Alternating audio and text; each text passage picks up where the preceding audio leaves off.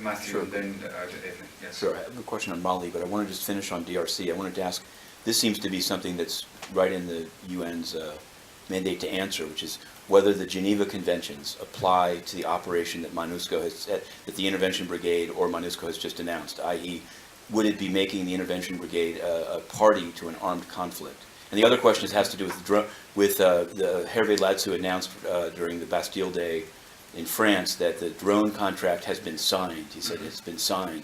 So I'm wondering, I haven't seen it, I've checked various databases that are publicly available. What's the company that won? And if it's not yet public, well, how can this UN be signing contracts declaring a winner and not have it be public? Is it public, and what's the name of the company? I will check. I don't believe it is public, firstly. Secondly, there is a very clear procurement process that's in place. And with regard to the first part of your question, the mandate that the peacekeeping operation has in the DRC is fully compliant with international humanitarian law. Yeah. Oh, yes. Hello, if you could identify yourself. Great. Thanks a lot. I appreciate it. I'm Matthew Lee with Inner City Press. I'm a reporter, and I was really struck by this discussion of whether or not MONUSCO, the mission in the Congo, in the Democratic Republic of the Congo, is a party to an armed conflict, since I just tried to ask it at the noon briefing here and got no answer. What I wanted to know is that they've announced in 24 hours, essentially, an offensive military action in Goma, Sake, and they've said that if anyone fires back at them, it'll be a war crime. So I'm wondering, you guys, since you have so much academic firepower on the panel, given the mandate, which is to neutralize, quote unquote, armed groups, if they undertake that mandate, whatever you think of it, is it a war crime to fire back? And are you aware also to the professor who was speaking about the mission, is there a use of PMCs or other contractors in the MONUSCO mission itself, and how would this new status apply to them? Thanks a lot.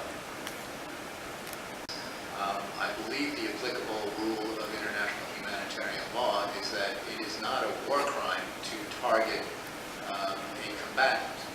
It may be a violation of domestic law if a civilian is participating in hostilities, but it is not a war crime under international law. That is my understanding. Matthew. Yeah, sure. Thanks, Martin. I wanted to ask you about the Democratic Republic of the Congo. I wanted to, one very specific question, then a more general one. There was a MONUSCO press conference today, in which they said they described a joint surveillance cells that they had established with the 41st Battalion, Commando Battalion, Sake and Goma, which is the security zone. And since this was one of the two battalions that was implicated in the rapes in Minova, I remain curious.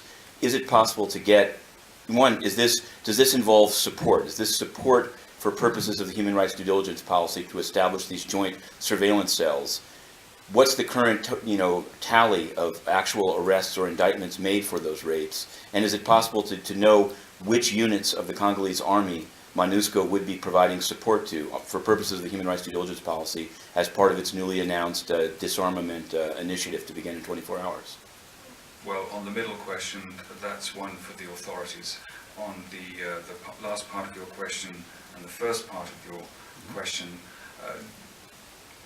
for operational reasons, with regard to the present circumstances, the mission is not providing a full list of which units it is operating with or would support. So that's the first bit. The second is that with regard to the broader question that you've raised a number of times, the Department of Peacekeeping Operations is simply not putting into the public domain that information. Then I just one follow-up, because generally, how can the UN have a policy publicly announced, like the human rights due diligence policy, which says they won't support abusive units, and then refuse to disclose which units they do support?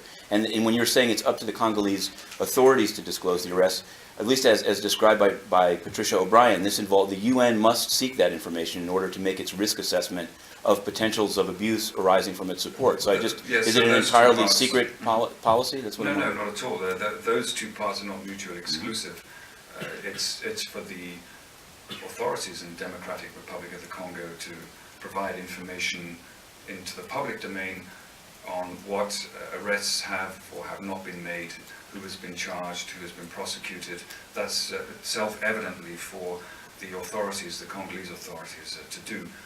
It is not, that does not mean that it's not possible for them also to provide that information to our peacekeeping mission there. And with regard to the more general point,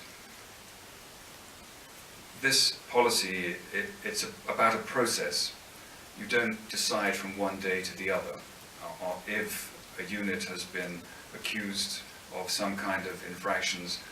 That is investigated under that policy and of course by the authorities, and that's a process. And could I just thanks a lot. I just wanted to get this out of the way. I wanted to ask two general things. One, Just okay. wait a second. I can see other hands in the room. Okay. Okay.